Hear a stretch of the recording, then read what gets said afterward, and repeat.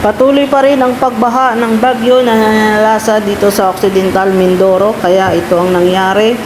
Lahat halos ng kabahayan dito ay naabot ng baha. So sa mga medyo mataas-taas ay ganito ang inabot ng baha, pero sa mga medyo mababa ang pwesto, inabot na ang kanilang mga bahay. So mga kapatid, ito ay sa Occidental Mindoro. Habang umuulan, nagluluto ng lugaw, aros kaldo. Alright, lugaw na may manok.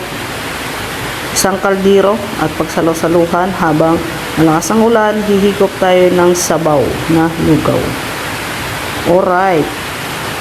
Patuloy po tayong mag-ingat saan man tayo naroroon.